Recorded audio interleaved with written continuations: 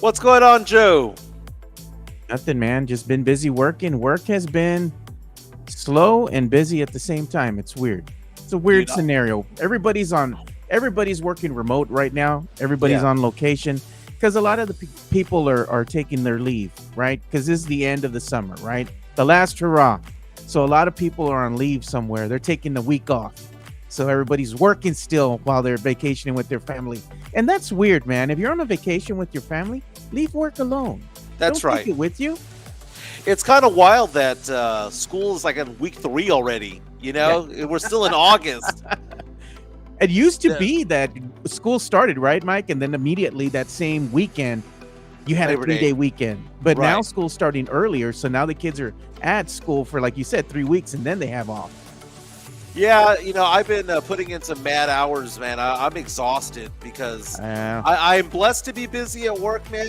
My financial practice is blowing up. start feeling it. Blessed to be busy, but Chica and I are going to Fort Lauderdale on Thursday and Friday, Miami, Fort Lauderdale. Yeah. So I have to get all my whole week's work in those 3 days, man. So Yeah. My daughter's going to be moving to Pensacola here in December. So she's going to be nice. living over there. So now I got reason to go and visit Florida more often. Maybe I will check out Miami and stuff too, you know? Oh, it's fun. It's fun. It's expensive, but it's fun. Oh, yeah. No, I'll be hanging out over there for 4 days, taking my daughter Gabby over there. But the first couple of days, we're actually going to be moving her from her apartment in Miami Yeah. to Fort Lauderdale. So it's not all fun and games. Work We'll be trip. working, yeah. But we'll hit the casino. There you go. All right, we're about ready to go. You ready for the theme song? Yeah, let's do it. Area 210, where the dreams don't fade. From the river walk nights to the Alamo shade. We rise together through the highs and the lows. Area 210, oh, it's the life that we chose. That's right. We're rising together on a Tuesday morning. My name is Mike Jimenez. That's Joe Garcia, and this is the Area 210 podcast. Thank you to the nearly 2,500 subscribers. We're about 10 short of 2,500. Let's get to 2,500 by the end of the week. That'd be amazing. We are powered by PF Chang's La Cantera. Go tell Sean we said hi. Sean, our general manager out there, fantastic. He's a big supporter of this show and what we do. And what do we do here? We talk sports. We talk pop culture. We talk nostalgia. Again, during the day, during the morning, radio goes dark in San Antonio when it comes to sports talk radio. It goes national. You can come Yeah. here for some news involving your Spurs, Cowboys, Texans, Longhorns, Aggies, UTSA football, which gets going this weekend. It's a great time of the year. It's now almost fall, Joe. There's a cold front coming to San Antonio this week. No, mames, Mike. That's going to drop the temperatures into what? The low 90s? Come on. No, the mid to upper 80s this week. Oh, So we're that's talking, not bad. we're talking about highs in the 86, 87, 88 range. Not bad, Joe. Not bad. Joe, I am freaking out right now because I am going to Florida to go help my girlfriend's daughter move from her apartment to another apartment, right? Going from Miami to Fort Lauderdale. She begins her residency. I am rocking the worst haircut I've had in a decade, Joe. The headsets have covered it. It is so bad that Chica cannot help but take pictures at how bad it is. Okay, first of all, I've had the same, haircut for about 35 years, right? I get a 1.5 and I blend it up. Pretty basic, right? 1.5, blend it up, trim on the top, mid ear, square on the back. If you want to taper it a little bit, fine. Joe, I went to this one barbershop over here in Conroe, which is doing a very good job. The first 2 or 3 times I went, fantastic job. I sat down next to a kid who was probably 19, 20 years old trying to cut my hair. He cut my line on the back high, Joe. Normally it's right here, right? Just check right there. Mhm. It is about here right now, Joe. He lopped off Turn like around. Let's see. Do a no, little I throw don't for us. want. I want to I see. don't want to. I want to Joe. see it. Joe, I look like a freaking mushroom, Joe. Look like Why a don't penis head over here. Why don't you go get faded up, bro? I can't. There's no hair. It is bald back here. Ah, man. Basically where my eye level is where the hair stops. He Did you took go to a off. He lopped barber? off a Where'd you lot. go? It was a barber. It wasn't like a great Oh clips. man. It was a legit barbershop establishment that's very nice, has very good people there, but it's awful. So I laughed it off when I saw it because I turned my head back and I was like, yeah, it looks bad, man. But you know what? I get a haircut every 10 or 12 days, dude. It's gonna be fine. It'll grow back. Joe, it's been over a week and it hasn't grown back. Hey, you know what? Since you got it cut that high already, you're already halfway there to the Edgar, bro. Might as well just Oh, embrace may it. as well, Joe. Okay, fine. I'll turn around. It is way too high up, Joe. It is way too freaking high Woo! up. And Somebody Chico's needs to just screenshot that, man. Chico looks at me and goes, "Is it growing? Is it going to grow back?" And I'm like, "I don't know. It's been a week. It's kind of like when you cut the grass too low and it doesn't grow back." Did he just f me up forever? Is that what he did? It is Oh, weird bro. because normally my hair goes down to about my hairline goes to about here. He moved it up about 2 inches. That ain't never gonna grow back, dude. It's That ain't got to never grow. growing back. How? That ain't How? never Joe? growing back. Don't say that, Joe. Don't say Man, it. look at Chica that. is nearly got. Joy-Con Drift King says Mike nearly got an Edgar. You might as well get the Edgar. You're already there, bro. It is low, dude. It is low to the ground here. It is low to the ground, and I am like okay. So I'm trying to show a picture here. You know what it I is, Mike? You're forward thinking now. You're gonna bring the Edgar to Conroe. You're already there, bro. know. Okay, so Joe. So here's the back of my hairline, right? Jeez, It's bro. normally 2 inches further down. Why did he move it up? At what point did he decide? You know what? That's a good look. I'm going to go with that. Do I have a fat roll right there that he wanted to avoid? What was going on when it came to that? Damn, man. Why did you get your hair cut by a 19-year-old, dude? I didn't realize it was 19, 20 years old. All the people there were all legit, man. Oh, Midtown, Texas. You got the Cleto Beto Rodriguez Rodriguez cut. Oh, man. So Tony Allen says, Mike, just get a shorter fade. Resolve. Boom. So I'm gonna go back tomorrow, right? It's been a week. And I'm gonna tell the old man that was there that cut my hair very well about 2 weeks ago, who I should have just gone back to the same guy. But I showed up on a random Tuesday afternoon. That's what it is, Joe. No one works good at the hair place, at the barber shop on a Tuesday at noon, at lunchtime. You have to go at night, right? You have to go on the weekends when the haircuts are happening. Not when there's a no line, right? You have to go when it's happening, Joe. That's when they bring out the big guns, the big clippers. I went out there and there was some little kid there. Now I didn't know he was a kid. I didn't find this out until he was cutting my hair. I was like, "How long have you been cutting hair?" He goes, "Oh man, I've been cutting it since I was 17 years old." I was like, "Oh well, that's good." I'm thinking to myself, 8, 9 years. He goes, "Yeah, I just turned 20." I was like, "Oh my god, dude! Why do I have a 20-year-old cutting my hair?" So he moved it all the way up, and Chica's been giving me crap about it. She goes by, takes a photo of it, sends it to me. He goes, "This is what you look like right now." Like, thanks, babe. Thanks. But anyway, we're talking sports, pop culture, nostalgia over here. Maybe we'll get into the movie Varsity Blues because I saw it again last night for the millionth time.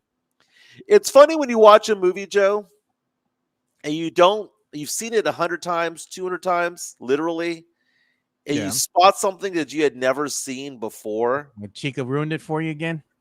Chica kind of did a little bit, but it was I God. don't I don't know. I don't know. I don't want to get into that part of it all because that'll get under my skin a little bit. But there was one scene that I thought was kind of funny. I have a poll on MJ Acquire Taste asking the question on Twitter at MJ Acquire Taste: who's the best character on Varsity Blues? Is it Moxon, Lance Harbor? You know, our good friend James Pledger from San Antonio Sports Star has a West Canaan Coyotes jersey that says Lance Harbor on there. Is it Tweeter or is it Billy Bob? Okay. And no, it's not Miss Davis. Okay. It's not Whipped Cream Bikini Girl. It is not any of those girls. We're just talking about the dudes. Get the no cochinos on a Tuesday afternoon. Okay. But Joe, let's talk about some sports. The NFL season is going to get going in about 9 days. We have college football starting this weekend. UTSA going to Texas A&M. A&M favored by 3 touchdowns. After that, the week after, you have the Roadrunners hosting the Texas State Bobcats, who beat the living crap out of UTSA last year. Big game, week 2, first home game for UTSA this year. It's that time of the year, Joe, where we get excited about college football. Arch Manning leading UT into Ohio State on week 1. That's a big story, a big deal. And Joe, is it possible, Joe? Let's get into this conversation right now about UT football. Is it possible that Arch Manning's overrated already? Oh, Mike, why? Because he's played only 2 games, like 2 actual games, starting games. And he played against low-level competition when he was out there. He's never played an SEC school, to my understanding. I mean, are we lofting him up so high in this Heisman talk and all that stuff when he hasn't done anything? You talk about Wemby this way, right? You're like, he hasn't done anything. People are like that about Dylan Harper. Oh, well, yeah, he has never stepped on a basketball court. But why is it those same people who say that, who are UT fans, are anointing Quinn Ewers' successor, rather, as the next chosen one? Just simply because his name is Manning. Is that it? Pedigree, and the brother can ball, man. You've already seen him run. You've seen him throw. He's got the whole package, dude. The kid's legit. Kid's gonna be legit, man. Kid's gonna be legit, Mike. Why? Just because his name is Manning? No. That's just like saying, oh, generational Wemby because he's tall. No, tall doesn't mean nothing, But again, you look at Arch Manning, man. The kid is legit, Mike. He's legit. Okay, so Arch Manning, last year, 939 yards passing, 9 touchdowns, 2 interceptions. Not bad. He showed that he has some wheels on him, right? Again, did he play against Ohio State? No. Did he play against Clemson? No. Georgia? No. A&M? No. He played a little bit against Florida. He's not somebody who's played a lot of meaningful games. I'm looking at stat lines. He played Mississippi State, so he does have one game that was SEC, where he threw for 325 and 2 touchdowns. But then he also took on Louisiana Monroe, Joe. So that's what we're going for. We're judging Arch Manning on the fact that he played Louisiana Monroe, which, by the way, he had 2 interceptions that game. No. I'm just saying, Joe, this is all being set up for one of those seasons for the Texas Longhorns where it's supposed to be that dream season they're all expecting. This is our year. We're going to make a run to the playoffs. It just feels ugly to me as a fan of college football to look at what's going on with Arch Manning because he's being set up to fail. There's not one. Dude, how is he going to live up to expectations? And I want to get Johnny Walker on the show. I'm going to text him in a minute. He's going to tell you you've been smoking something, man. You drinking something bad, Mike. Come on. How do we have these? You know who's going to? You know what you're going to say? You're going to go ahead and use it as an opportunity to go ahead and praise LSU. F that, bro. LSU. Have I mentioned? They do LSU? It for me. Have I mentioned LSU? You're going to mention them. I already know you, Mike. That's your favorite. Well, LSU's quarterback is considered to be one of the top. Oh, here we go. I mean, you're the one who brought him up. Here we go. I'm just saying, man. It's are like, you fanboying? Are you fanboying UT, Joe? No, man. They're a good football club. You've already seen this, man. I just told you the problem with UT is that they have trouble against teams that do what? That can defend really well. Right? They have trouble. That's going to be the thorn in their side right there. And I think they're going to have some trouble with Ohio, man. Yeah, they're going to have trouble with Ohio State. Ohio State, who's ranked number 3 in the nation, is favored by 2 points to win that game. And they should be favored. Defense. Yeah. Hell of a defense. Now, Texas has a hell of a defense, too. And again, that's probably going to be the biggest thing for UT's, the fact, and for Arch Manning, is that they have a great defense, right? They have a new running system coming in. I'm just looking at it this way, Joe. How can we have these expectations of Arch Manning? Because already, you look at these mock drafts out here, these mock drafts that say Arch Manning should be the number 1 overall player drafted in 2026, even though he's saying that he's not coming out and saying that, Joe, when what? He's played 2 games, Mississippi State and Louisiana Monroe. Those are the only 2 games he's played. Why are we being excited about this? I just, and he's been paid millions of dollars in NIL money, and I just look at Arch Manning and I think to myself, there's no way he can live up to those expectations. All right. Because it's championship or bust. Okay, let me ask you this. He makes the playoffs and they're 1 and done. They You're get gonna to the scream final eight. overrated all season. That's your battle cry. Overrated. Overrated. Every time you hear Arch Manning. I don't think how he could exceed. I don't see how he can exceed expectations, Joe. No, he's gonna exceed expectations, dude. The kid's gonna be legit. Think he's gonna have a good season. Now, are they gonna I'm not win the saying chip? I don't know. I'm not saying Probably he's going to not. have. I'm not saying that he's going to have a losing record. I'm not saying that he's not going to be in contention for an SEC championship.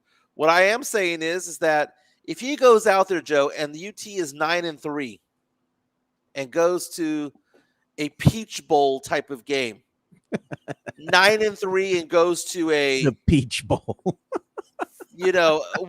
a second tier bowl game. Is it a failure for UT? Like what is it? Is it championship or bust for UT? Because like for the Spurs right now, what are we saying? Playoffs. Playoffs or bust, right? Yeah. What is the fill in the blank or bust for UT football, who come into this season ranked number 1 in the nation?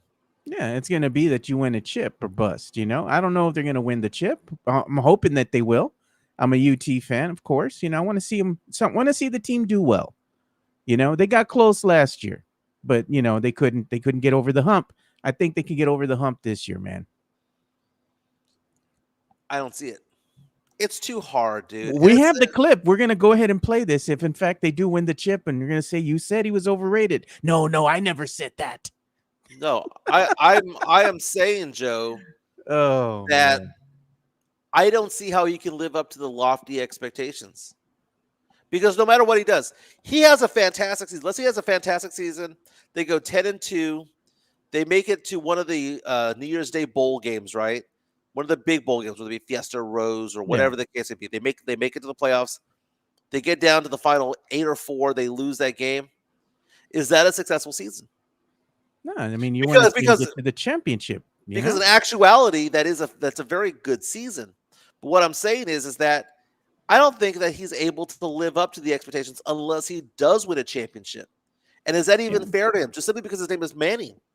Because if he was anybody else, Joe, if his last name was Ewers or Bouchel or McCoy or any of the prior quarterbacks for UT, would those expectations be that lofty? Or is it simply because his name is Manning?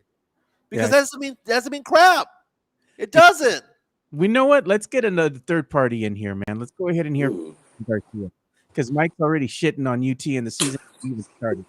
No, so we have Jason Garcia of the Pacific Northwest in Portland, Oregon. He's from San Antonio, big fan of San Antonio FC soccer. We bring him in to talk football from time to time during the fall. Again, we're more than 400 episodes into the Area 210 podcast. But we're talking about UT football. And I'm looking at it this way. I think that Longhorn fans' expectations are way too high. I think it's better when you make that magical run and you're so excited about it because expectations were here and you got up here. But when you have expectations way up top, it's hard to get there. Because what is a successful season for? Because if he goes into the playoffs and they bounce it round 1 or 2, UT fans going to be like, but we're ranked number 1 overall going into the season.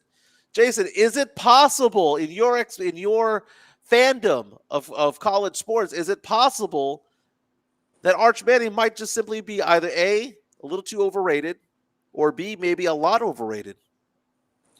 I think he might be a little bit overrated just because of his last name. That's it. I mean, his 2 uncles were pretty good in the NFL. We don't know how his dad was going to be, unfortunately, for that injury, but we know his grandfather had a pretty successful couple of seasons with the Saints, at least.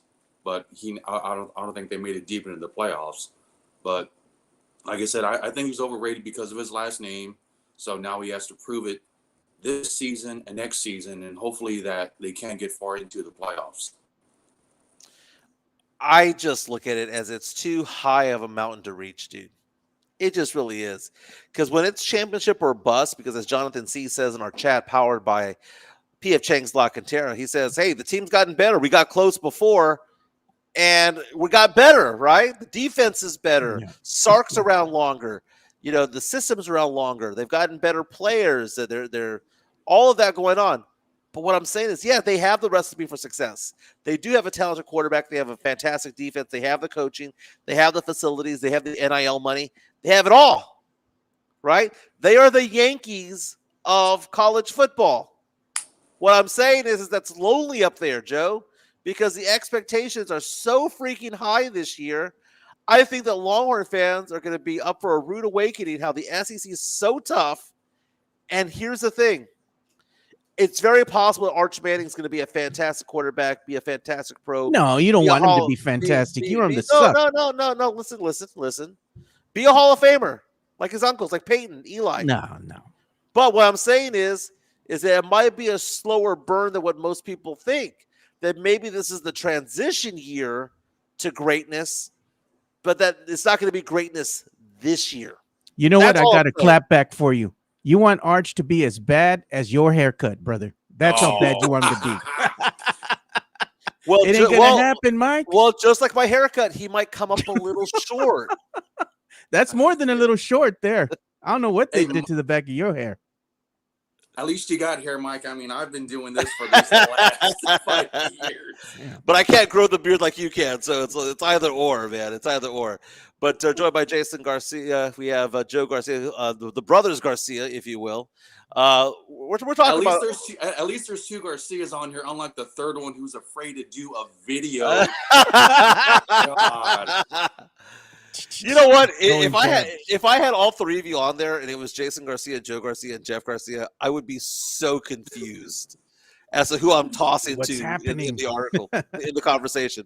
No, but college football is going to be exciting this year. You're going to have that's the great thing and the bad thing about it all, right? Because we see this contraction of conferences, right? We used to have a very powerful Pac-12 and the powerful Big 12, and it's all contracted into like 3 or 4 strong conferences, right? The SEC, though, to know that in order for UT to get to the championship, would not only have to survive injuries or lack of injuries, they would have to go through LSU, Alabama, Georgia, Tennessee, and all these up-and-coming schools. And then you have these up-and-coming schools that come back and bite you. The Tennessees of the world, the Mississippi States, who are good enough on any given Saturday to get you. I just think that it's murderer's row, man. It's murderer's row. And then you get through that, then you have to go play whoever the Big 12, the Big 10 comes out of there, right? You have to take on a Michigan or an Ohio State or whatever to win it all. I just think it's too rough of a path to have any expectations. I think that UT fans should be hopeful. I think UT fans should be excited about this year. But my thinking of, hey, man, they're going to make it. It's our year. Pump the brakes a little bit, man. You have a sound newbie, like the Cowboys, man. you have a newbie quarterback coming in who's played 2 games, and he has played 2 games as a starter. 1 game where he came in the 4th quarter for 1 drive. 2 games, and one was against Louisiana Monroe, and he threw 2 picks that game. I'm just saying, maybe we pump the brakes on Arch Manning for 1 season, and then maybe the season after that, we anoint him as the new king of college. All football. I know is you're giving me gold for later on when UT wins the chip. I'm going to bring back these clips. Oh, Joy-Con coming at us and says, hey, Peyton and Eli did not win a natty. So if he's just like his uncles, Peyton Manning over at Tennessee, Eli Manning at was it Mississippi, Ole Miss?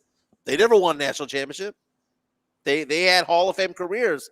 So if he's just like his uncles, he's not going to win a natty, dude. Ooh, I like that, Joy-Con. Thank you so much.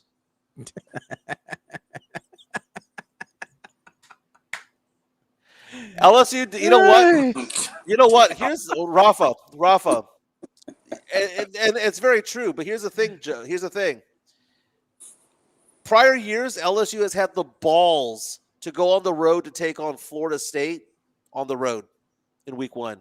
They've had the balls to go to USC on the road or play a nationally ranked team week 1 on the road or on a neutral site, never at home. Texas has for years been playing Mercer, UTSA week 1. So yeah, LSU oftentimes loses game 1 of the season. But look who they play. They don't play script. Alabama does that. You know who doesn't do that? Should not crap on LSU for having the balls to play 12 meaningful games, man.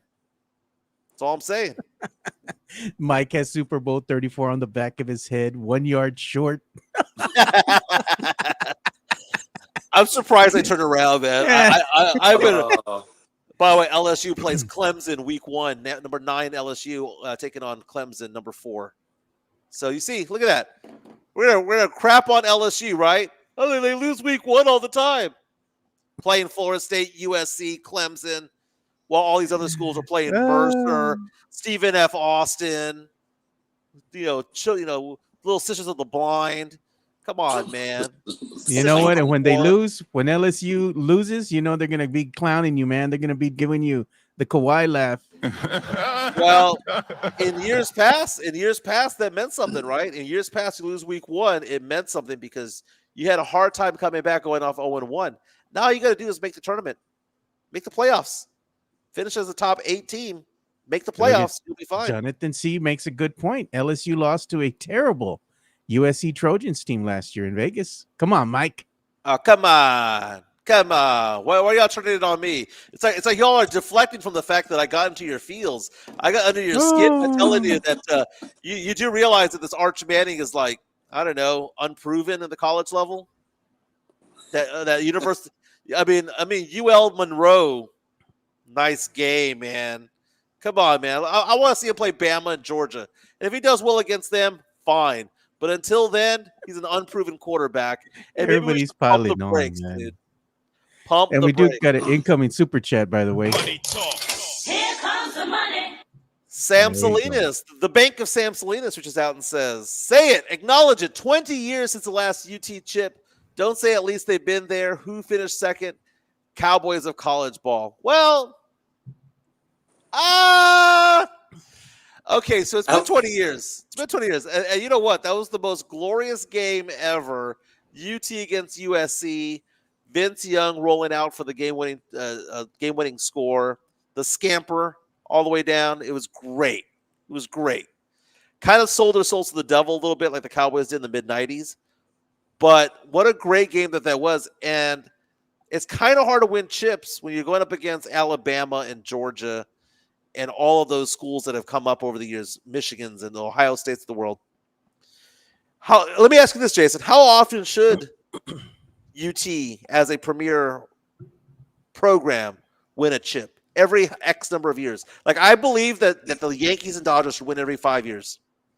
You have all the money. They should. I would say it would depend on the recruiting and who the coach is. Maybe every, say, 7 to 8 years. But at least be up there. At least be contending for a natty. And, yeah, you might fall a game or two short. But as long as the program's there, then you will be getting in these 4- and 5-star recruits to keep the program up. Joe, Yeah. how often should UT win a title? It's been 20 years, as they mentioned. It's been a while, yeah. It takes a while to get back there, and they've been rebuilding. They've been doing the right things. I think that realistically, they should be winning maybe every 4 years, 5 years, if they're such an esteemed organization, they have all the money. They have all the money. By the way, I liked this comment that was said over here.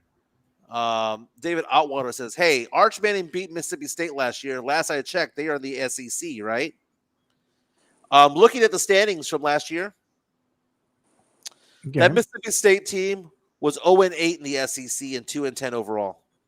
So congratulations. The 2 games that Arch Manning has played against University of Louisiana Monroe and a 2-10 Mississippi State team that beat no teams in the SEC last year.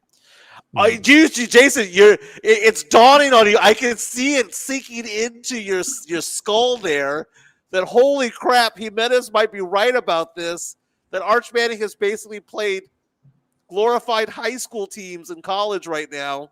No, Mike, I'm actually counting how many times you said LSU, and it's already been 12 times on this one podcast. So you know what he's telling you? Joe's right. I said UL Monroe. You said LSU quite a bit, man. You know what, Mike? I never mentioned them. I know you you mentioned keep them. saying LSU. That's why you keep saying University LSU. Louisiana Monroe and Mississippi State were the only two teams that Arch Manning played last year. So he had fantastic stats against crap programs. Wow. So I don't think I'm out of So my UT's a element or crap out of my program? I no. What I'm saying is, Joe, is that why are we anointing him as the king of college football, the king of the SEC? That he's going to be the number one quarterback in the draft next year. That he's going to be a Heisman Trophy candidate when he hasn't done crap. I think the bigger question is why are you so triggered? I never see you. Better calm your ass down. You're gonna have a heart attack on the show. Well, the reason why I get damn. triggered by irrationality, right? For example, those who are like, I think it's irrational to say that the Spurs are going to win just 30 games. I think it's irrational that they're going to win 55. You got to be somewhere in the middle, right? Something a rational take when it comes to it all. I just see Longhorn fans right now pounding their chests, so excited about this year, like it's inevitable. And I'm thinking to myself, do you even have the quarterback to make that happen? Yeah, we got some incoming super chats we got to address here. Money talk. Here comes the money. He says, Jonathan C., thank you so much, and thank you all for your super chats. We greatly appreciate your support.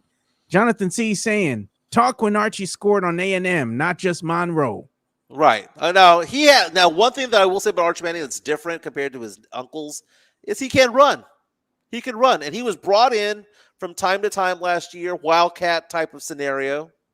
So he has that experience too. So he had some wheels that he showed off. But those, you know but what? Your money went to LSU. But your money went to LSU. Yeah, I'm glad that you pointed that out, Joe, because my money went there means I can talk about them. Most people who cheer UT never went. Yeah. T-shirt Never fans, went. is that what T-shirt you're saying? Oh God! It's funny because I saw this TikTok the other day, and it was like can't wait for college football season, and it was this one guy at an A&M game at Kyle Field, and he goes, "Hey, did you go to A&M?" And they're like, "Yeah, class of whatever." Did you go to A&M? Everybody walking in was like, "Yeah, I went there, class of whatever." My son goes there. Everyone had like a legit tie to it all. And then the same guy goes to UT at DKR Memorial Stadium and says, "Hey, did you go to UT?" "Nah, man, I'm just a fan." "Did you go to UT?" "Nah, did you go to UT?" It's like half the people at DKR on a given Saturday have no ties to the school other than the fact that they live in Texas. Whereas you go to A&M and everyone has a direct tie. It's funny. We also got another incoming super chat here. This one is again Sam Salinas. He's saying, how is this any different than what JJ does with the Cowboys? His fielded teams that were considered contenders then failed. Money still flows in, though. You know, that's what he's saying about the Cowboy fan. I mean, Jerry Jones has a product to sell. And we all now know what he's up to. He's just selling a product. We knew this 10 years ago, 15 years ago. But the fact of the matter is that during that time frame, the Cowboys were winning 11 or 12 games. So it was okay for Cowboy fans to stomach Jerry Jones being Jerry Jones because you had a 12-5 team. 3 years in a row of 12-5, right? But can you stomach Jerry Jones being Jerry Jones when you're 7-10? When you have no running back? When you have no nose tackle? When your secondary is crap? And everybody knows, Joe, we already know what's going to happen for the Cowboys. They got no cornerback. They have no secondary. Their nose tackle sucks. Mozzie Smith sucks. Michael Parsons ain't there. Who's their best running back? 2 rookies, Mafa and Blue. Dude, this is the recipe. No run game. They have a brittle Dak Prescott who can't run out of the pocket anymore. We all know what's going to happen, Joe. But Jerry Jones every June, July, and August has to go sell his crap. Go lipstick on a pig. This crap don't stink of a team.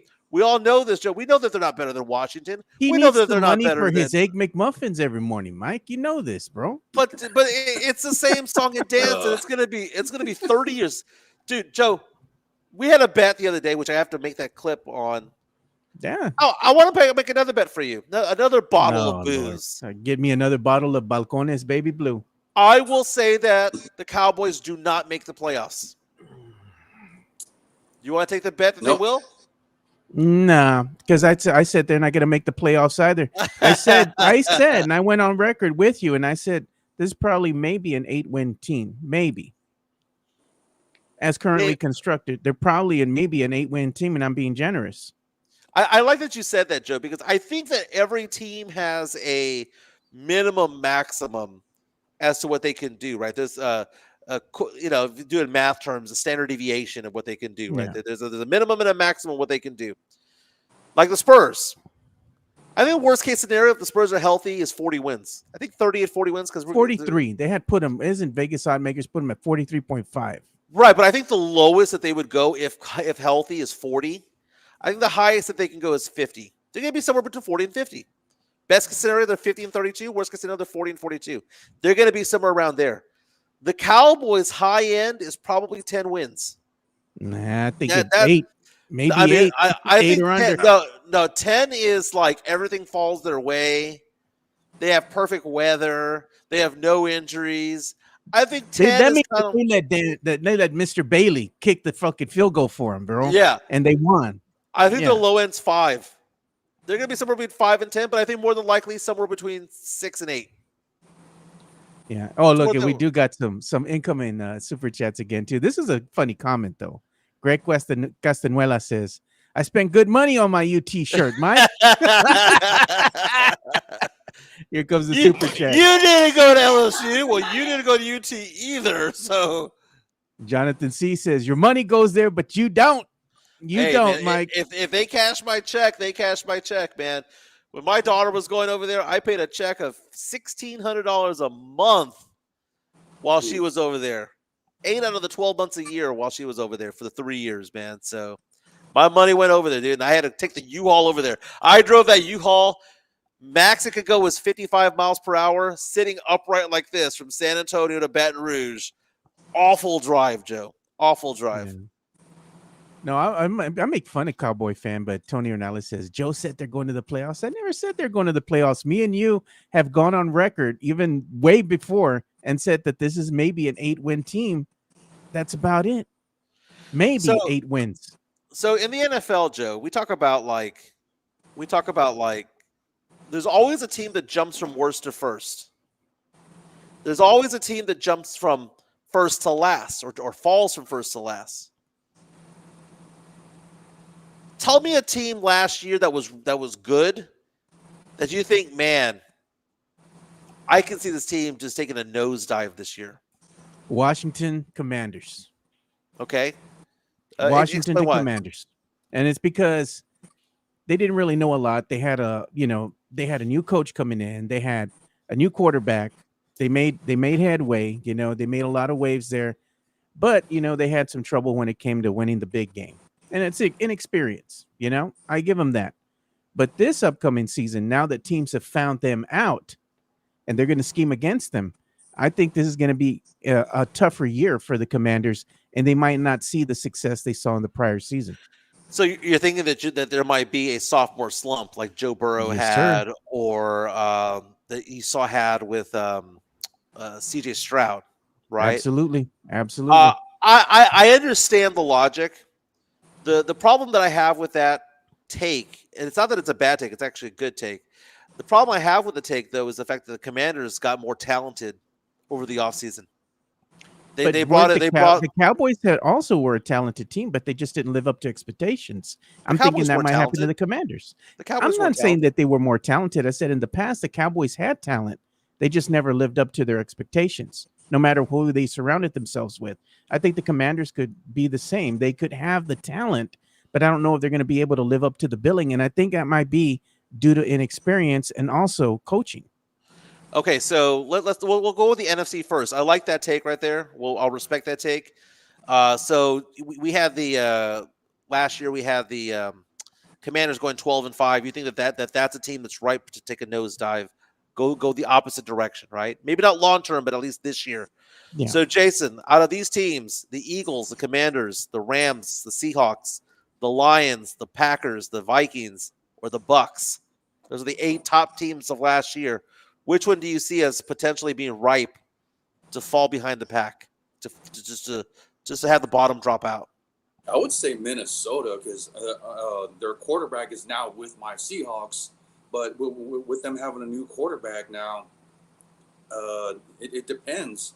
I mean, can that quarterback still gel like with I forget the quarterback's name, but can he gel with the wide receivers? Can he gel with the offense? Yeah, If JJ not, McCarthy. then the Vikings are going to be hanging their hat on their defense, and then especially with the tough NFC North division.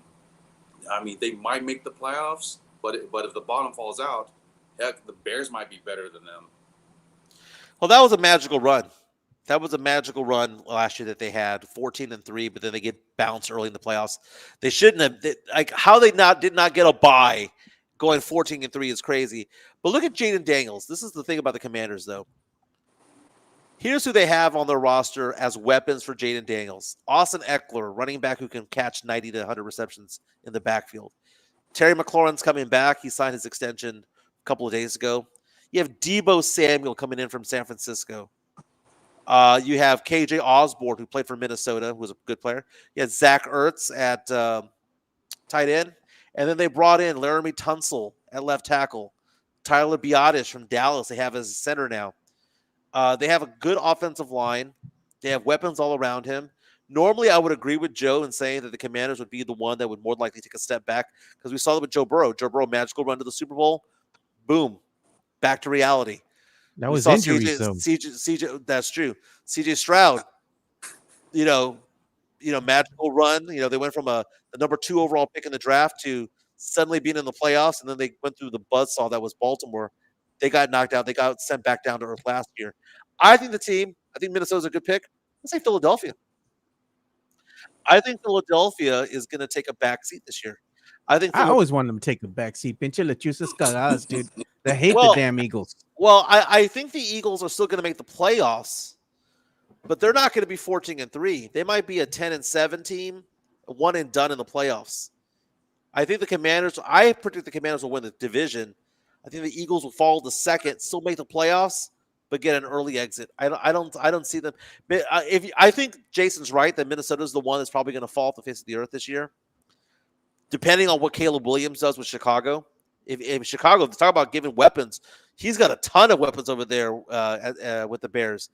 But can he put it all together? Caleb Williams, kind of an enigma when it comes to it all. Now let's do the opposite, Joe. The opposite, Jason. Here are the teams that did poorly last year, and whether or not you think that they're going to make a comeback. Do you think the Bears are going to make that comeback? Do you think the Panthers? Do you think the Saints? Do you think the Cowboys? The Giants? The Niners? Which one of those is the one taking the elevator ride up? Sure as hell ain't gonna be the Saints because Saints fans want them to lose every damn game We're because tanking. you want to baby. get a high quarterback. You want to not a high quarterback, but a high pick, right? Yeah. It ain't gonna be the Giants. The Giants are gonna be a poverty ass franchise because they ain't got nothing. Right. Thinking So of teams I'll say the teams again that had losing records last year: Cowboys, Giants, Cardinals, Niners, Bears, Panthers, Saints. I think the Panthers. I think Arizona is Arizona, but I think the Panthers are going to be on the come up here. I mean, you can only be bad for so long. Someone's going to make it, and I agree with you. That is my pick right there. I think the Panthers have finally figured it out. Bryce Young had a horrible start to his career, but the question is, was he horrible because he was a bad player? I know he had small hands, he was short, all that stuff, or was it the fact that he had no offensive line? I think I was running for his life the entire time. Chuba Hubbard has kind of solidified himself as RB1. They got Ted McMillan in the draft, one of the top wide receivers from Arizona. Adam Thielen, Leggett. It's a decent enough of a team, and they have Rico Dowdle, former Cowboy, backing up Chuba Hubbard, going to take some touches as well. I think in that division, because you want to say if a team that might go downward might be Tampa Bay as well. I think anybody can win the NFC South, not named the Saints. The Saints are going to tank this year. But if you say Carolina's going to win it, if you're going to say Atlanta's going to win it, or Bucks are going to win it, I wouldn't. One of them's going to win it. So to say Carolina is, why not? He says with Dak Prescott back, Cowboys going 10-7, baby. Hell, Yeah. damn no. What the hell you been drinking, bro? Yeah. Let's talk about that team, the bottom dwelling teams right there. Jason, who do you got coming back? Is it the Niners? Is it the Bears? Who do you have the bounce back team? Well, looking on my cheat sheet right here, I'm actually going to say Chicago because they are in the toughest division The Bears. NFC North. I think they will have a winning record, but I think they'll just be edged out and from making the playoffs as a wild card team. Very cool. Talking to Jason Garcia, talking to Joe Garcia, NFL. It's going to get going in about 9 days in Philadelphia. Joe, if you go to my Twitter account, Joe, I posted a photo of a T-shirt that I saw on a Philadelphia Eagles fan site yesterday. Again, the first game of the season is going to be Eagles hosting the Dallas Cowboys. You know, it's just like the classy Eagle fans to post that kind of nonsense. You know what? I wish nothing but bad things on them. So let's take a look at this T-shirt, Joe. And my question for you that I posted on Twitter at MJ Acquired Taste was this too soon to make this joke? Yeah, it is a green. Right, it is a green Eagles shirt that has a photo of former President John F. Kennedy.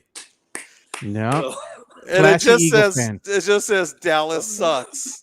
No, so we live rent free in their minds, bro. November 22nd. Free. I know. It wasn't too soon since November 22nd, 1963, Dealey Plaza, when Kennedy got his head blown off by what's his name? Lee Harvey Oswald there, right? The Book Depository building, the 5th floor. I saw this shirt on Facebook, Joe. It was an Eagles fan page. I don't even know why the Eagles fan page showed up. But I'm scrolling through Facebook and I saw that and I laughed my ass off. I'm like, you know what? That right there is historically, because think about Philadelphia. You know, that's where the Constitution was signed, right? The Declaration of Independence was signed there. You have Independence Hall and all that stuff. You have Ben Franklin and all that stuff.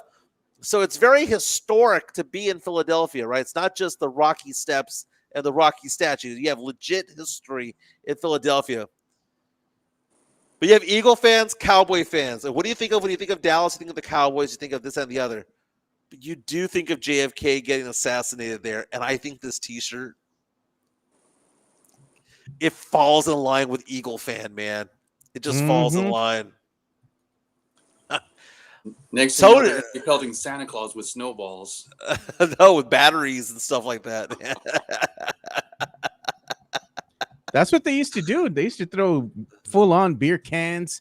If you're going to the stadium, they hit you in the head, you know, putting the batteries inside the socks, you know, and all that kind of stuff. Classy Eagle fans. But you know what? They go ahead and put that up there. But, you know, if Jalen Hurts goes down with an injury and he's grimacing on the court, on the field, I'm going to get that picture and I'm going to wear it. Yeah. I'm going to put it on a shirt. So the money line for the Cowboys is plus 240 in the game against the Eagles, which again is going to be 7:20 on NBC/Peacock.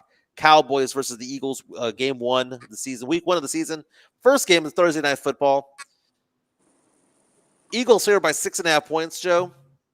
I don't see any way the Cowboys win that game, like at all. Even though I think the Eagles are going to be trending downward because the Eagles lost a lot of players over the last damn.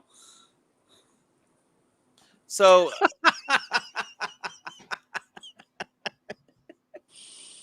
I have no idea what that David Outwater says Eagle fans eat horse poop when winning championships.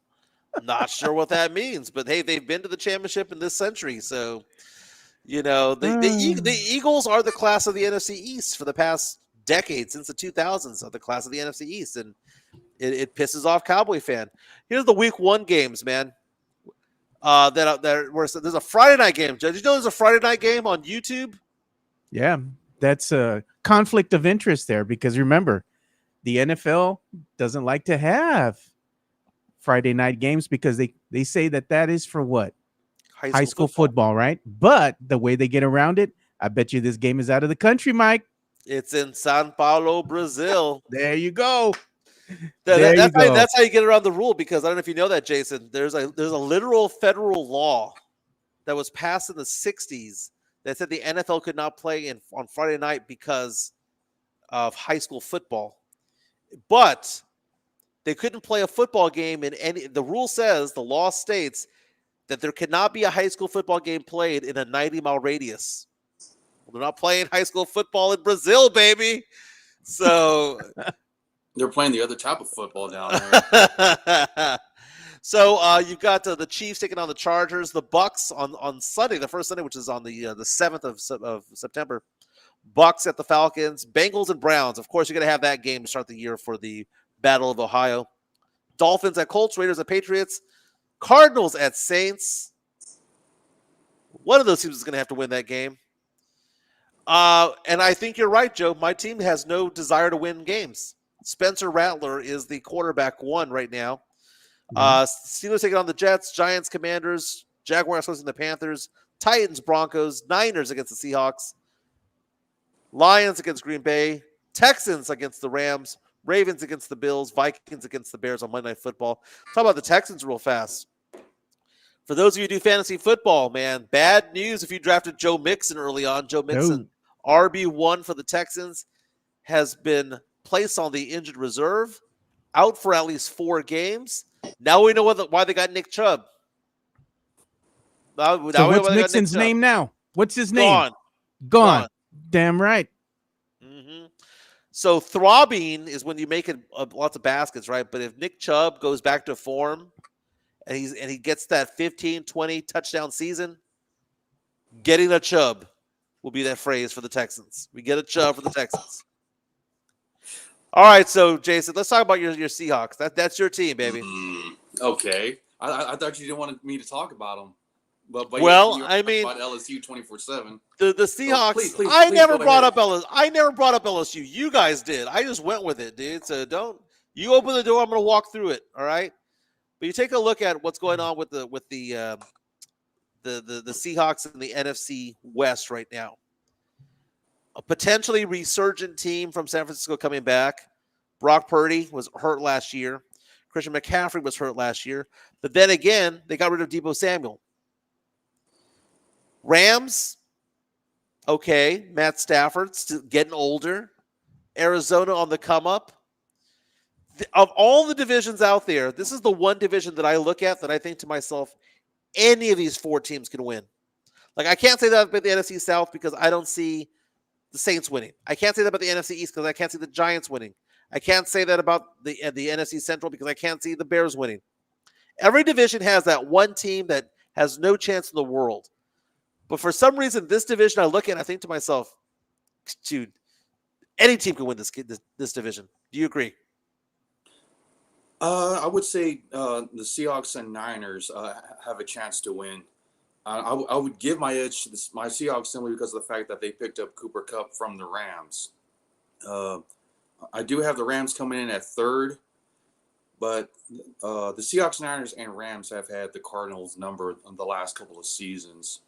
And I don't think the Cardinals are going to do anything with the joystick known as Kyler Murray, who is just another version of Johnny Manziel. He's just on borrowed time. That's about it. But like I said, the West is going to be up to the Seahawks and Niners. And I don't know if you saw the schedule, but Seattle and San Fran play each other the first and the last game of the season. So it's going to be interesting. We host the Niners week 1, then they host us week 18. That could mean something for both teams, actually, if you're trying to get into the playoffs, or a wild card. Yeah, definitely. Well, I mean, I say this: whoever wins the NFC West is going to be in the playoffs, and whoever's in 2nd and 3rd, they're just going to miss out. I'm looking at the DraftKings odds of who's going to win the Super Bowl. Typically, you have a team that's 3-1, 4-1. Yeah. A heavy favorite to win. I'm glad you're bringing this up, Mike, because I have a graphic to share for you as well. There are no favorites, Joe. The Bills and the Ravens are 6-1. Yeah, and this is a graphic that I saw here, and I was telling you about it before the show started. This was courtesy of the NFL on Fox, right? So they put up an interesting graphic that I thought would be a good topic of discussion for all of us, and I'm glad you're bringing this up, Mike. because it says Super Bowl tiers, right? Top contenders. And look at who they have: Eagles, Ravens, Chiefs, Bills, and the Lions. Now, one break away, and look at who they have there: Texans, Green Bay, Bengals, Commanders. I don't believe in that. Buccaneers and Steelers. Up and comers: Broncos, Chargers, and the Vikings, right? And then you have on the fringe the LA Whams, because their fans are always crying. Cowboys, 49ers, potential Cinderellas, Cardinals, Bears, and Patriots. No mames, wait. Come on.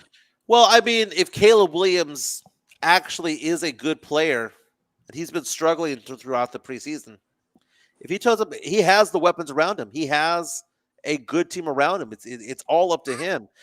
The Patriots, that's a team that has a pretty decent defense, man. You know, defense wins championships. Drake May, just saying that weird things have happened. Look at where the Cowboys are right now. Where are the Cowboys? They're 55-1 odds to win the Super Bowl. 55-1. So it kind of falls in lines because right now you have the Bills and Ravens at 6-1. You have the Eagles at 7-1. The Chiefs at 8.5-1. Lions at 11. Packers at 19. We were talking about the NFC team that could fall off. Imagine if it's the Chiefs that fall off. Is this the year where they finally fall back into the pack because they have aging players in Travis Kelce? Travis Kelce is 35 years old now.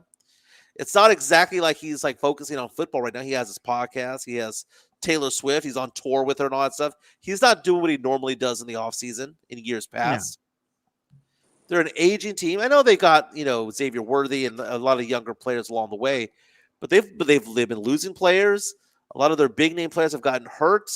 Mahomes, I don't want to say that other teams have figured out Mahomes, but they've kind of corralled him a little bit.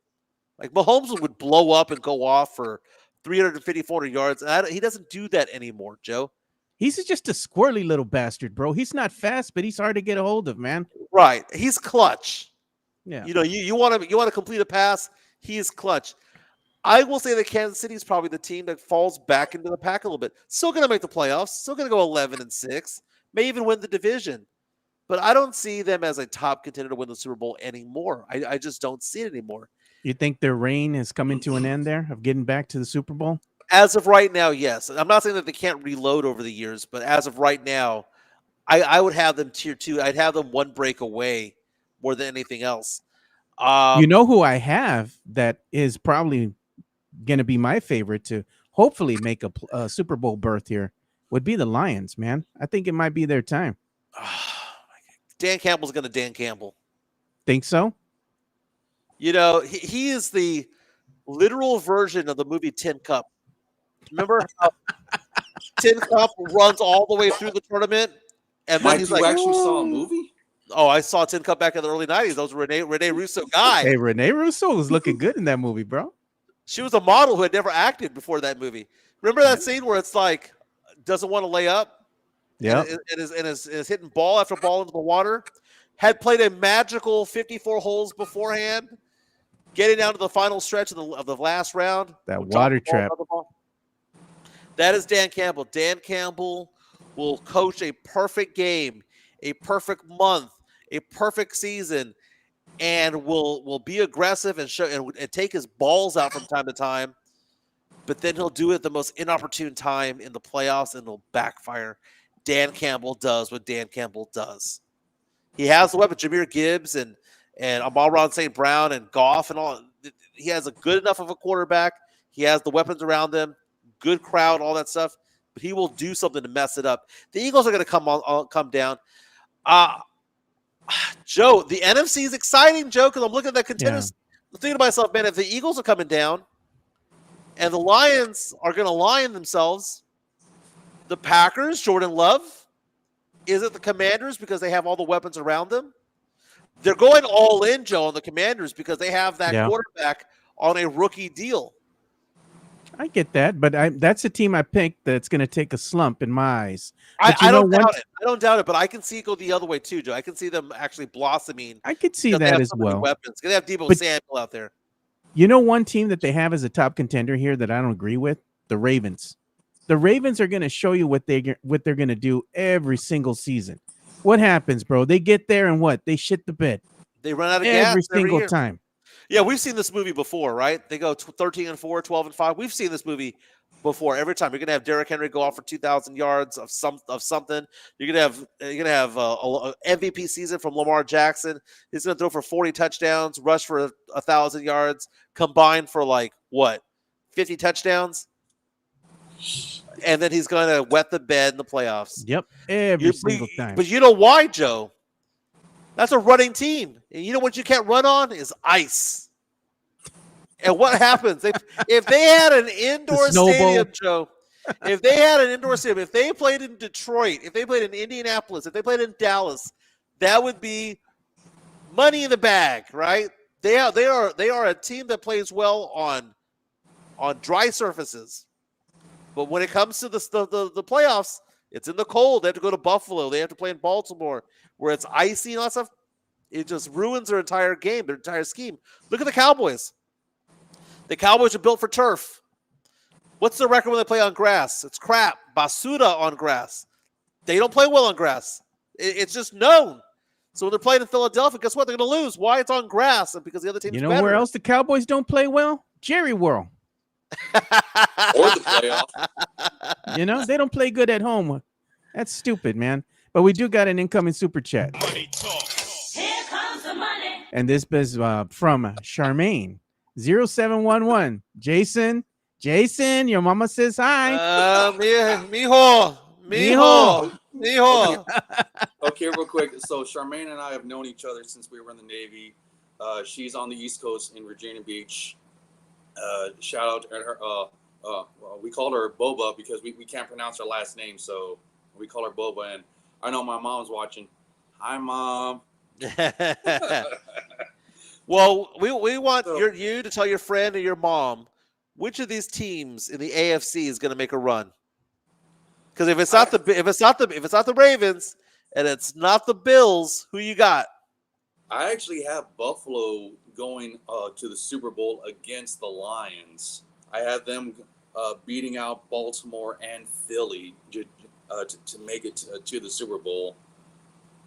But to get back what you were saying, Mike, about the teams that probably could rise up or fall, call me crazy, but I would say maybe watch out for the Patriots as one of the teams to come up. I mean, they had a good year towards the end of last season, and they looked pretty good, even though they had some losses there, but they were pretty close. The other team I would say that might fall, I would pick the Chargers. I know one of the Harbaugh brothers is in not San Diego, is in LA, and they had a pretty good season, but they were faltering. So I would expect that, even though I got them second in the AFC West, I kind of want to say that they might fall close to where the Raiders are if they don't have a good season. Mm-hmm. Yeah, so the Chargers are a weird team because you have Justin Herbert out there, who's supposedly some phenom, who doesn't do phenom things. He's a good quarterback. Don't be wrong. He's not a scrub. He's just a dude, Mike. What are you gonna say? No, he's just a good quarterback. He's good. He's all right, you know. But to say that he's like some phenom, I don't buy it. You want to know who's going to make the Super Bowl this year, Joe? Who? It's going to be the Bengals against the Commanders. We're going to have a LSU battle, Joe Burrow against Jaden Daniels, and you are all going to get pissed off. God. 20 The times hell you already smoking, this Mike? podcast. Dude, that would be how. Tell me that wouldn't be a great matchup. Tell me a matchup of Joe Burrow, who was by far last year the best quarterback in football. It is weird that the best quarterback in football did not make the playoffs last year. Joe, have you seen Joe Burrow? His team sucked. They started 0-5?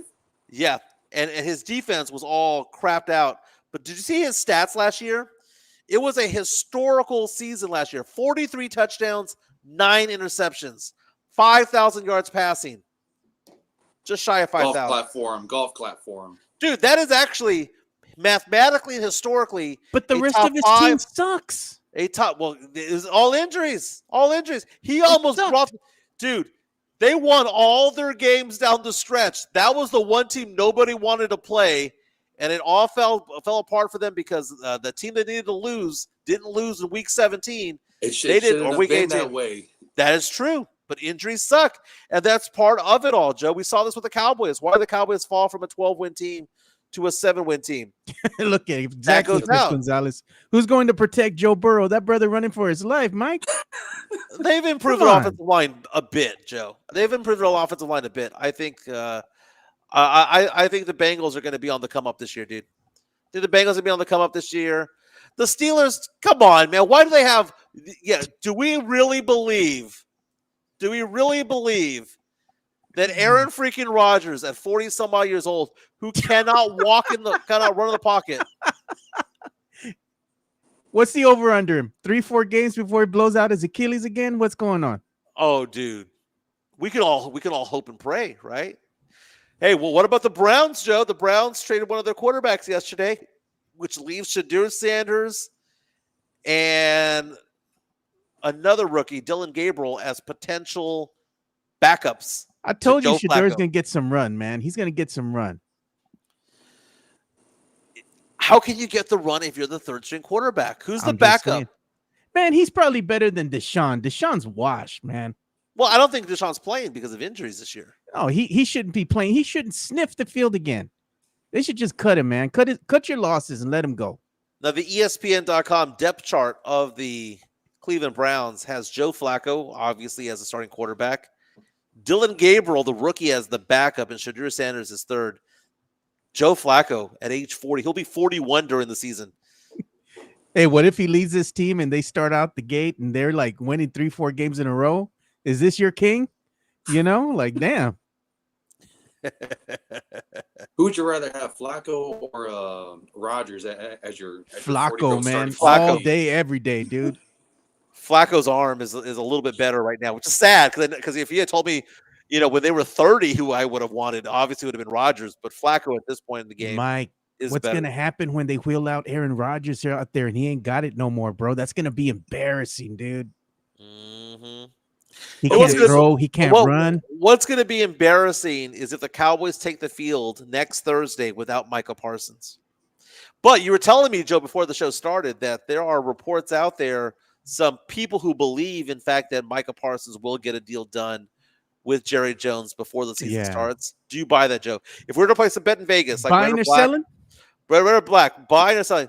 I'm selling. I don't think he's going to be on the team come Thursday. And if he's not signed to an extension, should the Cowboys allow him on the sidelines? He will be there during the week game? 1 because you know why, Mike? If he doesn't show up to work, what is that? What kind of message is he sending to everybody else that might want to trade for him? That as long as he's not happy, he ain't going to show up to work? That, man. I don't think that's the signal that he sends. I think the signal that he sends is, look who I'm dealing with in Jerry Jones. Jerry Jones won't meet or Can't even use that as talk an excuse all the time. to You my gotta show up agent. to work. No, you don't have to. Not in the If NFL. he doesn't show up week 1 and he's not showing other teams what he's still capable of, what does that say about his stock?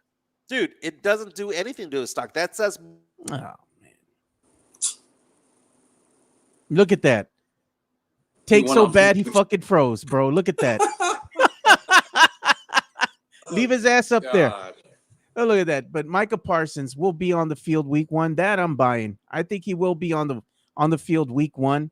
I think that even though he might be discontented with Jerry, Micah's still going to be the utmost professional and be there on week 1 with the Cowboys. Now, will he voice his discontent of not wanting to be there with the boys? Absolutely. But I think he'll still show up to work. Okay, so what if he does this? What if he just comes on, he plays like 1 or 2 series, and then says, okay, you know what, I'm done for the rest of the game, and he does that until Jerry pays him or trades him. I mean, he could do that, and he'll do something not to get fined for every single game and every single week. Yeah, Michael Jimenez has got that Spectrum internet, bro. I'm telling you. That's what he gets from. I got the Houston. echo. Out of all places, Houston. You're in here twice, dude. I have to kick you out once. There you go. You got that There Spectrum you go. internet, man. Come on, brother. Man, I That's got what you that. get for I getting that got bad haircut. I got that T-Mobile internet over here, man. Oh That man, you gotta get T-Mobile. rid of that, dude. That's garbage. Yeah, Chica and I are trying to figure out now that we're combining our bills together because like we pay like well not that we pay, but my daughter's on my cell phone plan, both of my daughters, her kids on her plan. Like, are we gonna go AT&T? Are we gonna go T-Mobile? That's the debate right now in the household. But we're talking to Jason Oh, Garcia. you know what we do got to do? We got to go ahead and start getting our celebrity death watch cards out, man. I got Jerry on my bingo card. Jerry Jones, and I know Mike is gonna be he's gonna be an ass and put Coach Pop on his. I already know it. I already know it,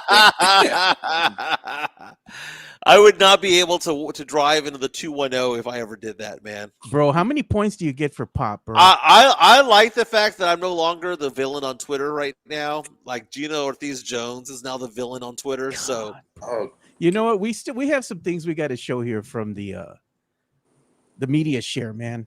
And some of the fans, man, they are still talking about Gina Ortiz Jones, man. Case in point, look at this. Somebody sent us this. And look at what it says. Could there be 2 Spurs Arena elections? Mayor Jones floats the possibility. I mean, tell me you want to impede progress without telling me you want to impede progress. What's she doing, Mike? she is showing her true colors. I mean, that's basically it. But there was an article by Michael Carlos from the San Antonio Current, who was on our show a couple weeks ago, talking about the fact that she better watch her step when it comes to a couple of things because the first election that's going to go out, there's going to be an election involving Bexar County residents, right? Bexar County put the bill for $311 million.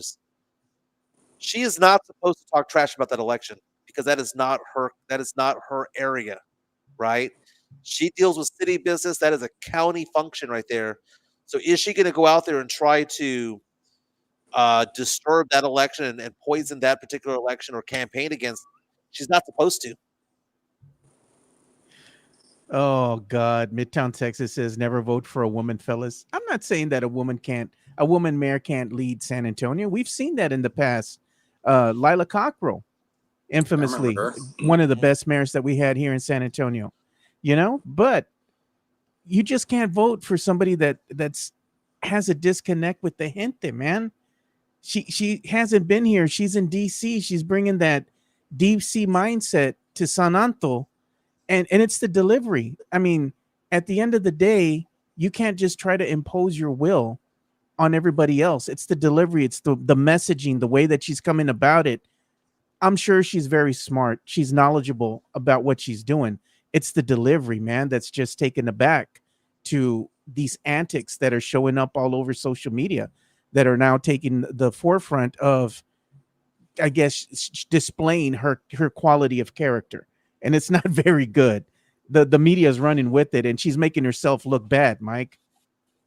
Yeah, that article that the Express is talking about, the fact is the second election that they're talking about is the fact that she's saying, well, I lost in city council 7-4 last week. Now let's just let the voters decide, right? Let the voters Yeah. decide. Well, the voters Move out the way.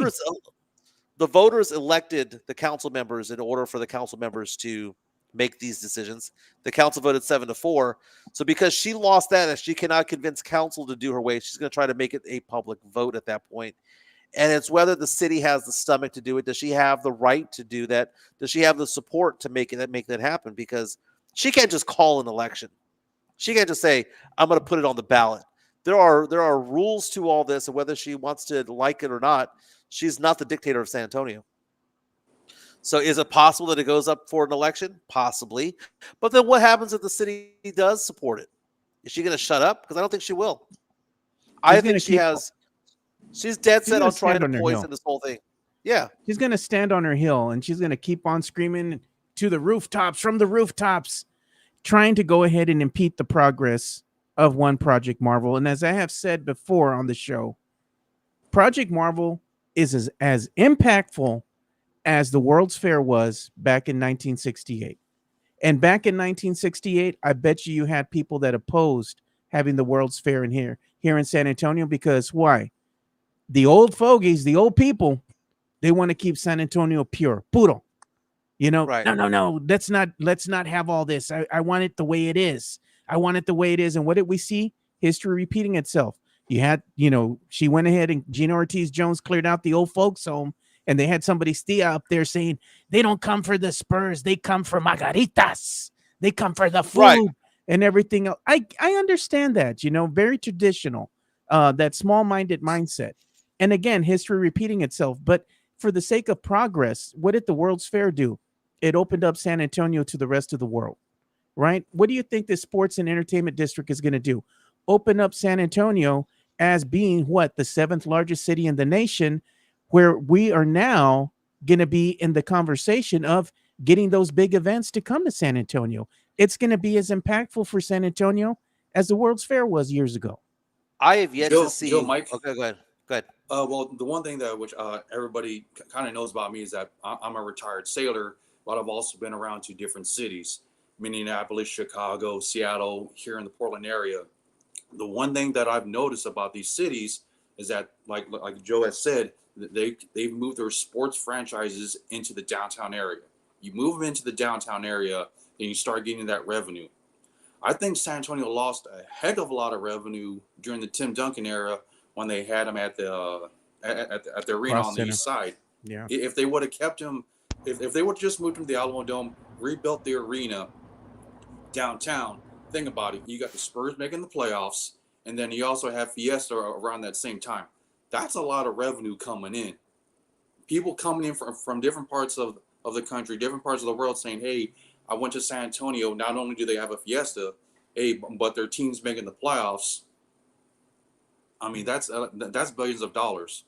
And I was up Yeah. in Seattle when the mayor of Seattle and the governor of Washington State says, no, we're not going to raise money for the Sonics. The Sonics left.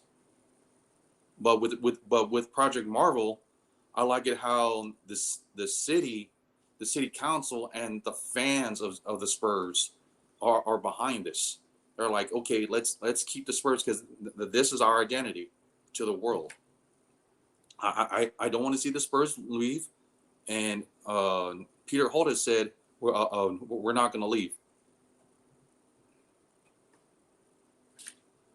Okay, He's playing politics. Well, he's got to Yeah. play politics right now because here's the thing: if he is allowing Gene Ortiz Jones to make every unforced error in this entire debate. You saw Sean Elliott go to city council, make an impassioned plea towards council. 4 minutes of beauty up there. You saw Peter J. Holt, the chairman and governor of Spurs Sports Entertainment, stand his ground when he got called up surprisingly by Gene Ortiz Jones. They don't have to make threats because, as I say, when I say that we don't trust what the players say to the media because they're not going to say what they really think. We don't know whether the Spurs are going to move or not if they don't get this arena because they're not going to say it publicly, Joe. They're not going to say it publicly, Jason. They're not going to do that. They're allowing Gina Ortiz Jones to wet the bed every single time she has an opportunity. And like Joe says, there are people who are against progress. I have yet to see one business leader up there or the people who talk about it on TikTok, right? Or making TikToks about it, Instagram reels. It's all uneducated people who don't want the city to advance or move forward. Or they don't know how politics works in the real world. And that's what I meant by They're not uneducated. educated. You can be educated in your craft, and be blue collar or gray collar, and that's amazing and fantastic. But uneducated in how the system works, because the what they're talking about is this money could go towards poverty. It could go towards like The street potholes, sidewalks, potholes, and it can't. That's not how any No. of this works. Yeah. And that is what Gina Ortiz Jones is not correcting people in saying that. She's letting them Yeah. believe that because she wants them to be on her side. And she so wants them on their side that she's unwilling to correct them and state things for the record. What does Project Marvel do for the essence of the population here in San Antonio who is younger, right? For their future, they have something that they can actually go downtown to and enjoy, right? It's like for our kids' future, right, Mike? Your Gabby girl, and my kids, They're around the Right. same age. They're going to have this facility out there for the foreseeable future. They're going to be able to enjoy a downtown that we always envisioned, right? Hey, it'd be great to have this sports and entertainment district, be able to watch the Spurs downtown, be able to take in a San Antonio Missions game downtown, be able to actually do things, Jason, before and after the game instead of getting the heck out of Dodge, But more importantly, if you built these facilities here, what does that say for the future of San Antonio if they ever hope to have an NFL team come to the city one day? You have to have the facilities. You have to show that you're on par with these other big cities around the nation to be able to house such an event, to house an NFL team. Are the people going to want to go there now because they have things to do before and after? I'd love to see something like Texas Live here in downtown San Antonio. It's really nice. Well, I mean, Joe, we have Midtown Texas coming out saying it's nerds with degrees that are sorry that it moved that are virtue signaling. The education level of this project is that the people who are against it, the rationale that they're using is uneducated. Okay, that doesn't mean degree or no degree. It means that they're talking out of their ass because they don't know any better. And Gina lets them. She don't correct Gina lets them. The revenue generated by hotel motel tax from the county goes towards projects like this. The state funding that goes towards it, whether it be it's kind of like a backdoor reimbursement of these funds, goes towards downtown projects that involved whether it be arenas or conventions or anything involving tourism. It does not involve roads. It does not involve poverty. Does not involve. So again, being educated on something doesn't necessarily mean that you have a degree. Because I know a lot of people have degrees who are dumbasses. You know who's going to help the impoverished community? Who's going to help people get more educated? Who's going to help the homeless community and all that? The people that you're voting for your freaking district. If you have a problem with that, take it up with your district councilman. Mm-hmm. What are they doing for your community? And people are like, oh, it's up to the mayor. It's up to the fund that they're going to take away from us to build Project Marvel. No, if they don't have that money for Project Marvel, guess what happens? It goes away. It goes away. It does. The money does not exist. Yeah. The money does not exist. It does not exist. It doesn't exist. It's just so stupid. Now, things that might be stupid is the WNBA possibly going into a strike or a walkout. Yeah. I don't know if it's stupid. See, they have a collective bargaining agreement on October 31st that has a deadline. WNBA players union saying that they're unlikely to follow the new CBA. And again, the WNBA is as popular as it's ever been with Caitlin Clark and Paige Beckers and Asia Wilson and all the stars of the WNBA. It's become must-watch TV for a lot more people. There are reports out there that the minimum salaries would be increased from about $60,000 to about $250,000, so it's like a 4 times amount. Talk about uneducated people about this. The WNBA will never ever have the contract that the NBA has. So I understand what the WNBA players are saying, but the one argument that is stupid that we all need to come out and say it's dumb is, well, the WNBA has not turned a profit.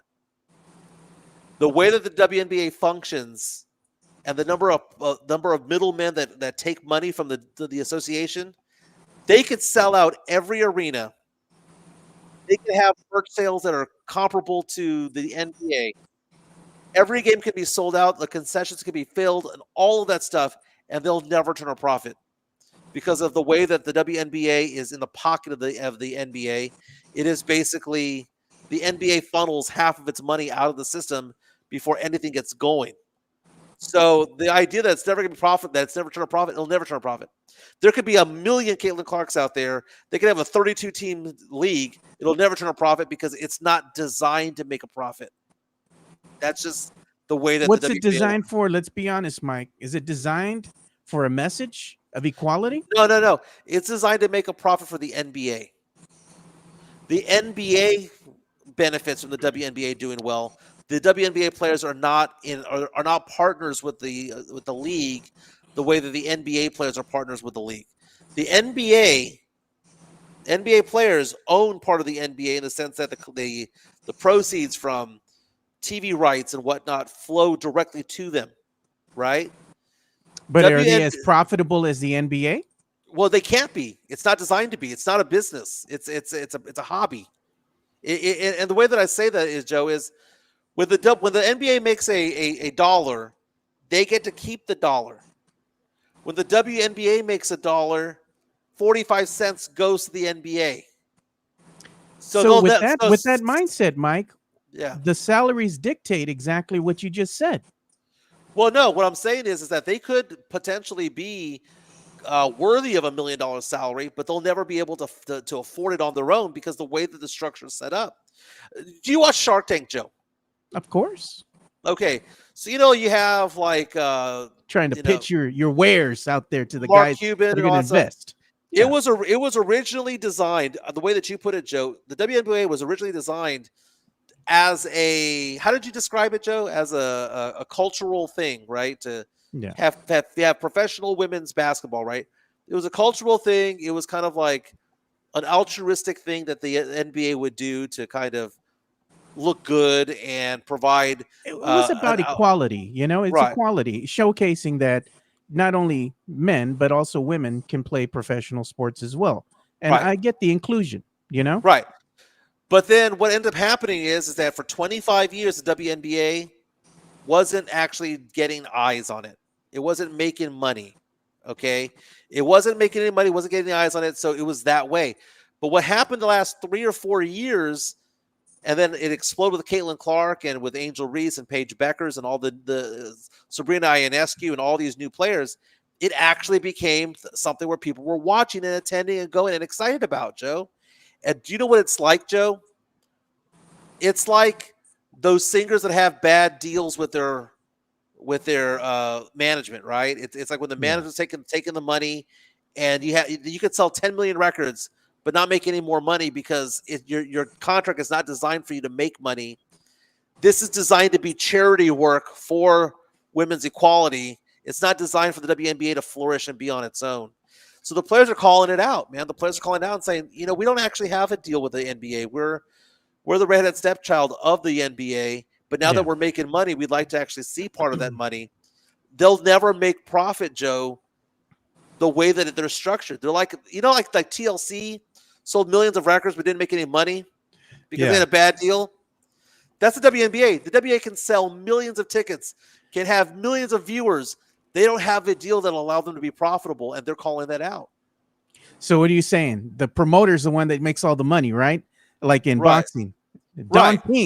Don King notoriously, hoodwinked Mike Tyson. But I don't think it was a wrong thing, Joe. Yeah. I don't think it was a wrong thing. I think that the way that it was set up was the way it had to be set up because it was fully subsidized by the NBA, and it wouldn't exist without the NBA propping it up. So what I'm saying is that WNBA has outgrown its contract. It's outgrown its deal.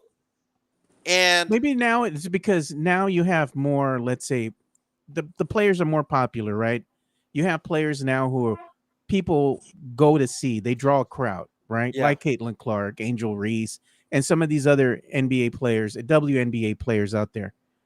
And they're drawing in the ratings. So with all that said, and the product is getting better, I think the players are saying, well, you know what? We can see the money flowing in. Why isn't that trickling down to us? Right. At the end of the day. At the end of the day, as you had said, there's a lot of other factors that are going into profitability and the money trickling down towards the players.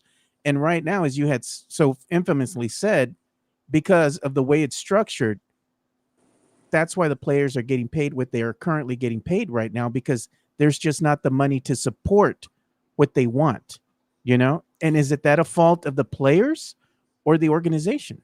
Well, it's the fault of the deal, and it's kind of like it just reminds me of a player that has outplayed their contract, right? And it's just you just outplayed it, and the problem is that there are too many overlords of the WNBA. It's not only the NBA; you have outside private investors and things like that, and it's not structured.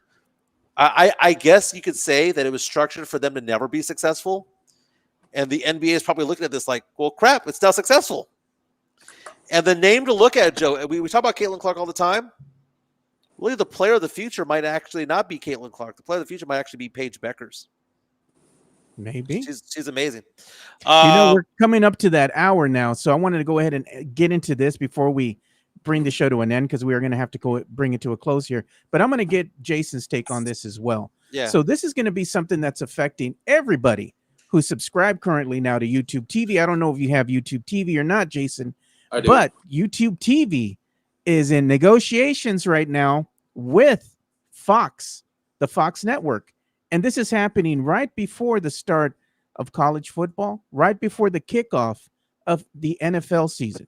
So if there's not a deal in place by tomorrow, which is August the 27th, there's not going to be any Fox network to be seen on YouTube TV. And to many people who subscribe to YouTube TV, that is an outright deal killer, and they're going to be canceling their subscription to go ahead and look to get that Fox network on another streaming source. What do you say, Jason? Are you going to be in that bucket there with everybody else, where if they can't get a deal in place, they're going to move on? Well, for me, I actually use YouTube TV for the NFL Red Zone, but isn't the NFL Red Zone going to ESPN as well? It's going to ESPN. ESPN's going to have the NFL Red Zone, and the only way you're going to be able to watch those games or watch the NFL Red Zone and the games that they're going to show on NFL TV is you have to be subscribed to that new ESPN network or already have ESPN as part of that package with your streaming service. Right. So, I mean, if Fox and YouTube don't come in agreement, then I might be one of the people who say, just forget YouTube TV, find wherever Fox is at, or maybe subscribe to ESPN just to get the Red Zone. Because up here, I know with some people down in San Antonio, they'll actually go with their respective watch parties and watch their teams there. And hopefully that pub will have, CBS or Fox? Fubo or something like that, Yeah, something like that. You have to show their teams wherever they're at. And plus, me being up here, I know that sometimes Fox will block, the Detroit Lions, or maybe like the Cleveland Browns. They'll block certain areas where I can't watch the game, and I just might be watching it just to have it on. So it's going to be interesting. I'll be listening to that for the next 24 hours, and if so, I might just have to cancel my my YouTube subscription. Yeah. Why does this always happen the week the football season starts? Like that's how they get you, Mike. That's how they get you, man. That's how that's not a YouTube thing. The devil in the details of all this, the evil one is Fox NFL. They want more money. They know, dude. I used to work at Channel 5 back in the day, Ken's 5, and for some reason or another, Ken's 5, who the owner of them had lost out on a contract with CBS, and whether they were going to carry the Cowboys or they were going to carry college football that weekend. Yeah. And it's like, dude, like, how do you not know this? But that's just the way that it is. Hey, our poll on Twitter today: who is the best character on Varsity Blues? Fellas, pick your fighter. Choose your fighter. Billy Bob, Moxon, Tweeter, or Lance Harbor. Who do you all got? Let me see. I'm going to go ahead and show this on screen so I can vote in real time. Yeah. We have 49 votes in. So, Joe, you'll be vote number 50. I'll go for Billy Bob. Billy Bob, 42% of the vote. Same here, Billy Bob. Everybody likes Billy Bob. To me, the best character on this movie is Tweeter, man. Tweeter has 40% of the vote. Tweeter, played by Scott Kahn. Love Tweeter, man. I like at the end of the game when they win the district championship, Tweeter's drinking beer on the field. like they're going to allow that. It's Tweeter, a different time, Mike. my favorite was watching Billy Bob. When Billy Bob gets knocked out cold, nobody gave a shit. No one checked on him, but everyone's looking at Lance Harper's leg. Billy Bob is unconscious on the field. He came to his own. He woke up by himself, Mike, and he threw himself up off the field, and he goes to check on his injured teammate. there was already a cart. There was already like a gurney, if you will, on the field. He had multiple trainers on Lance Harbor. Meantime, Billy Bob is unconscious on the field Nobody by gave a himself. damn. No one checked to see if none of his teammates were there. Even the teammates were all checking out on Lance Harbor. That was so funny. I had seen that movie 100 times and I had never noticed that, man. I think you showed the video too. I think I'm gonna show it here, dude. This was pretty damn funny. Yeah, I Hey, mean, There oh he yeah, is, bro. he's by himself. Where am I? Ain't not one person around him. Who that? Who there? And this brother's there, conscious. Are you okay? Billy Bob had CTE. Oh God, man. So Varsity Blues is currently on Netflix. It's back on Netflix. Chico was like, "Why are you watching a high school movie? It's not a high school movie. It's a sports movie." I told him Whatever happened to Billy Bob? They're talking about local He celebrity died. Billy Bob Beds. You know? Billy Bob Betts. Well, the guy who played Billy Bob, the actor, died. No, I'm not talking about the actor. Rest in peace, Billy Bob. But damn. Are you talking about the Billy Bob Beds? Yeah, because you remember those commercials? Road? Yeah. Billy Bob, I'm coming your way. Oh, baby. Sounds like I Miller. I work on Saturday, and you know I deliver. It's Oh, that, Mike. Billy Bob, I'm coming your way. Damn, Mike. Dude, that was a commercial on Santa No, Star bro. when I was on, dude. I had to Oh, hear it on my that's- ear all the time. And baby, you know I deliver. Who was better? Was it Billy Bob or Mike Yucknitz? You know? That Hmm. 1999 Econo or something like that. Yeah, 29.99. Econo, my Econo optical. Yeah. Look at Billy Bob's I was- beds had some pull on the ladies.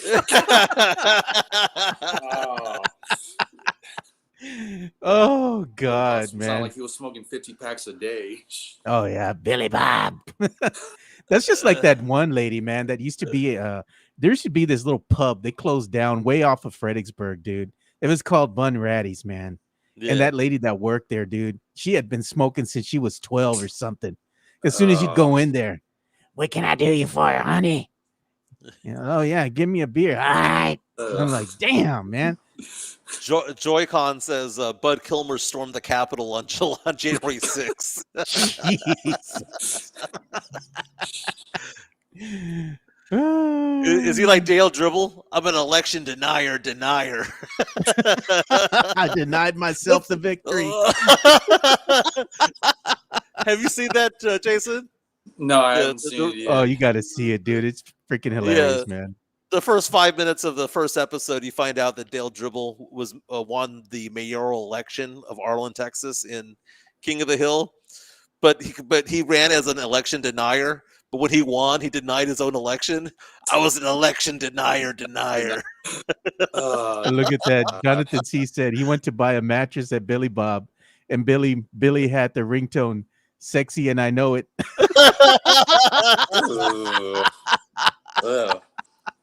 Whatever happened to look that, at- man? Man, whatever happened to ringtones, man? Once the iPhone came out, ringtones died. That used to be a thing on the flip phones, the Motorola's. You know, you'd have a specific flip song phone. for somebody. Come on, man. Well, Jason Look Garcia, at- just go ahead. Thank you, Jason. We appreciate you. All know, I right, was going to man, read appreciate JC's it. content. Yeah, it's almost 10 o'clock over here. It's going to be a nice, beautiful, sunny day. So I hope y'all guys stay nice and cool over there in San Antonio. And shout out to my boys, all the Necios at SAFC. And Matt Gomez, Rafa. appreciate the ring, Matt. Appreciate the ring, Rafa. All right, Appreciate Jason. it.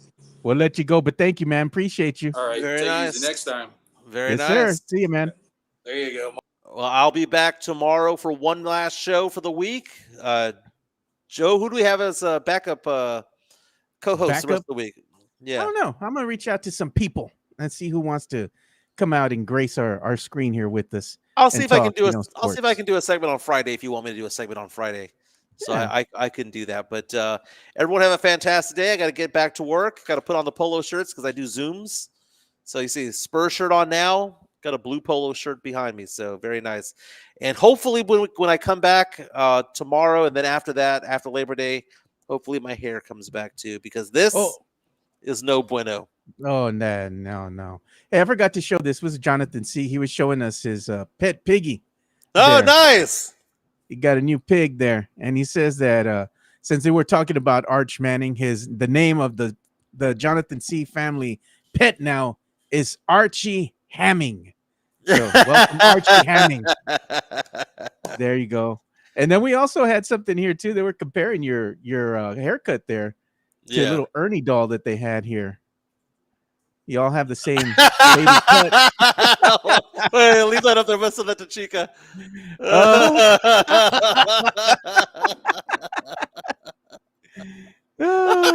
Got the same cut, dude. That's great. Everyone have a fantastic day. Go make some money. And remember, oh, Billy Bob, I'm coming your way. Yeah. Back Well, you know tomorrow, what? I fellas. got to do one more thing before we end the show. I got to give some love to PF Chang's. We forgot to play their video. Oh, segment. yeah. PF Chang's La Cantera, San Antonio's premier destination for dinner, date night, or happy hour. Enjoy one of their signature dishes, such as the Singapore street noodles, sesame chicken, or Chang's spicy chicken, or their infamous Chang's chicken lettuce wraps, which are delicious, by the way. You can enjoy all this while you're dining in an Asian-inspired atmosphere. And make sure to enjoy the new outdoor patio and try some of PF Chang's signature cocktails and drinks during happy hour, Monday through Friday from 3 to 6 p.m. PF Chang's La Cantera is a proud sponsor of the Area 210 podcast. Don't All right, forget, there you go. Tomorrow's Wednesday Wines Day over at PF Chang's La Cantera. They do happy hour every day from 3 to 6, Wednesday Wines Day, half off bottles of wine and champagne every Wednesday all day. Go say hi to Sean Quintero out there. Does a fantastic job. Hang out at the bar, man. I got to hang out at the bar the other day with Chica, my friend Greg. Joe, I know you were out there as well. It's a good place Yeah. to drink. I'm gonna have that in my head all day. Oh, Billy Bob, your impression.